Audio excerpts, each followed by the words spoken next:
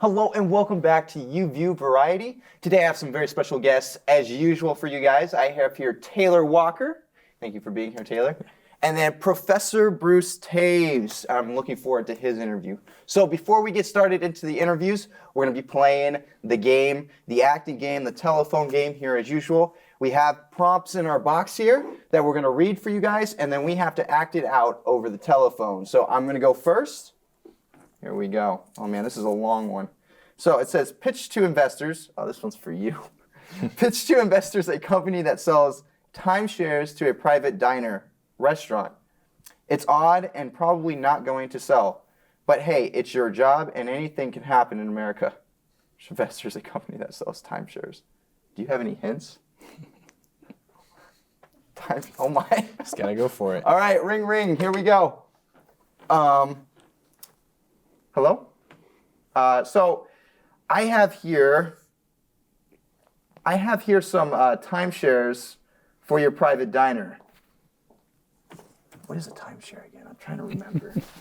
Timeshares. Yeah. No, they're very cool timeshares. You could invest in them or sells timeshares to. You can invest in them. You guys can make some money. Yeah. No, I'm telling you, your diner will be huge. No, massive. Yeah. No. Oh, okay. So you want to take 3? Perfect. All right. Thank you. Yeah, you too. Have a good day. All right. Bye. Take care. All right. Woo! I got to remember, what is a timeshare? I forgot. Time to share? You're renting time. You're renting time. Yeah. See? Okay, Taylor, right. Your turn. Okay, let's see what I have. Your best friend wants to make a film like The Lion King, but about scarecrows. Tell him gently that it's not going to sell. Oh man, that's... I wish I had that one. That's a good one. Hey, Brandon? Yeah, so that film about scarecrows that you wanted to make, The Lion King, like one, that's a bad idea. Yeah, I mean, scarecrows are kind of scary. That's why they're called scarecrows. You don't really want to make a movie about, like, with the word scare in the title, especially if it's for children, because, scary. What about scarecrows? Yeah, no, it's, look, I'm just going to be honest with you. Like, it's a terrible idea. Like, I don't know why you came up with that idea in the first place. No, that one's bad too. And that one. Why would you suggest any of these? These are children's movies. Okay, I'm going to hang up now and I'm going to let you work on this. Come back to me when you have an idea that's not going to traumatize little children. All right. Very well. Very good. I think you told them off very well. Yeah. All right, Professor Toews, here we go. The last one. Right there. There we go. You are trying to restock your office's supply of manila folders, but you dialed a dressmaking company by mistake, and they won't let you off the phone.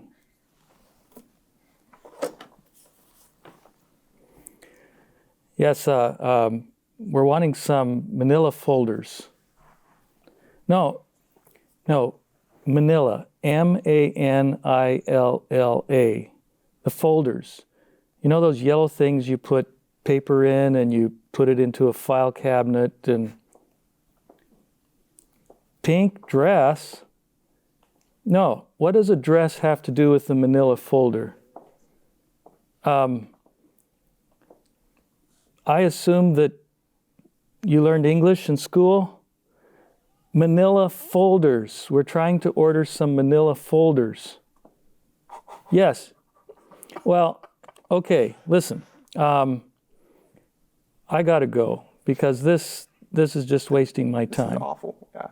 No, I don't want to dress.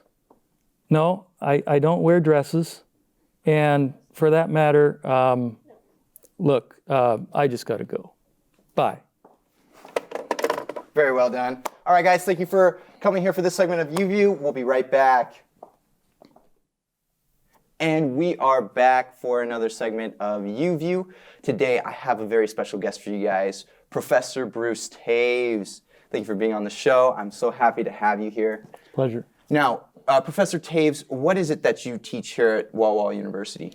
I teach the art of dealing with money and accounting and finance. Love it. I love it. Okay, I want to get into this. Okay, first off, what do you feel about the desire to become rich? Well, the Bible certainly has a lot to say about it. In fact, it talks about money more than it does about love. But the Bible doesn't condemn money, it condemns the love of money. And we find that a lot of wealthy people have done a lot of very good things. I'm thinking about the Bill and Melinda Gates Foundation, which has single-handedly eradicated diseases in certain parts of the world. So certainly, as long as we have our motives in the right place, God can use wealth to bless others. I love that. I love that. And okay, do you feel that anybody has the potential to become wealthy in our society? Well, I guess it depends on how you define wealthy. Yeah. Most Americans would be considered wealthy in a lot of poor areas of the world. And I think it was Rockefeller who was once asked how much it takes, how much wealth to be happy. And he said, well, just one more dollar. So wealthy people that I know don't view themselves as wealthy because they have much wealthier friends. So everything is relative. But with that said, yeah, I think most of Americans who get an education and have a good career certainly can save prudently and accumulate enough means to live a happy and fulfilled life in doing what they want to do. Okay, so do you feel, what is the first step toward this path of, I guess, path towards riches in our society? Should there be a mindset change as well before you get into thinking of how to become wealthy and rich? Well, I think the desire to conserve and save is really the impulse that's at the base of everything. A 22-year-old can save $100 a month, put it in a tax-deferred account, generate income approximately at a rate that would have been generated over the last 40 years, and over the next 40 years accumulate $1 million. So yes, I mean, you have to start soon and use compound interest to work for you rather than against you. Very powerful force. I think Einstein was asked about it, and he didn't say gravity. He said compound interest was the most powerful thing on Earth. And so you want to start right away because the time value of money takes time. So if you're a 22-year-old and you start right away and you save $2,000 for let's say 6 years in a row, and then you just leave it there, you'll have over $1 million when you retire. Wow.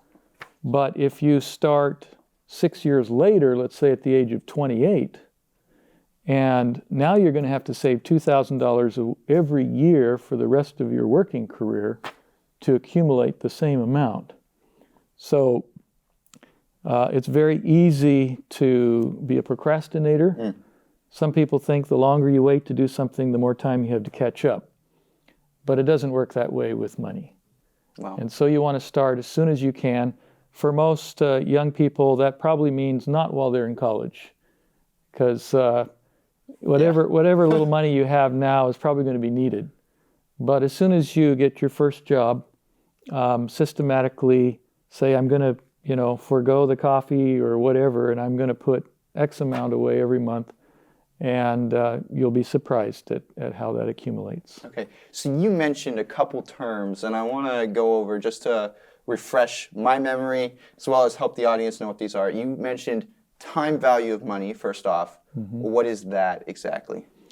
Well, that's essentially saying that a penny saved is not a penny earned, because a penny saved is going to accumulate interest over time. And so if you had invested $1 in 1925 and had invested it in, let's say, small company stocks, it would have turned into $38,000 from 1925 until 2017. So the time value of money is just saying, okay, compound interest makes money grow, and it's the goose that laid the golden egg, so to speak. And does it also have to play in with inflation as well? Yes, you certainly want a return on investment that beats inflation. Otherwise, your real return will not be sufficient to meet your needs down the road. Okay. And you're mentioning compound interest. Can you clarify that just a little bit more to help refresh my memory and the audience's? Yeah, as well? certainly. So if you put $100 in the bank and you earn 5% interest, at the end of the first year, you'd have $105. If you didn't earn compound interest, at the end of the second year, you'd earn only $5 of interest on your original $100. But with compound interest, you'd earn 5% interest the second year on principal and interest on the $105. So you're earning interest on interest, which is, in mathematical terms, it's an exponential function. And the slope of a parabola is really exciting. It's like El Capitan. And so that's the power of compound interest. It's not a linear function like simple interest, but it's an exponential function. Wow. Okay. Now I want to know, how do you get started within investing your money so that it does have this compound interest parabola? Is that what you said? Okay. Yes. So, like I mentioned, most students probably are not in a position to save for long periods of time until they graduate. Right. They get their first job. Most employers, in fact, one of the very first things you'll do when you get a job is you'll participate when you vest in their retirement plan. And so, typically these are 401k or 403b style. Okay. And you'll be given a choice of maybe 16 or 20 mutual funds to pick from. Wow. And your job is to understand those different classes of investments. But on a personal basis, you can always start an IRA, an individual retirement account, like a Roth IRA. Sounds like so many things. Yeah. I'm sorry to cut you off, but we are out of time. I want to thank you for being here on Absolutely. UView today. And I want to thank you guys for joining in. We'll be right back for our next segment of UView coming up real shortly.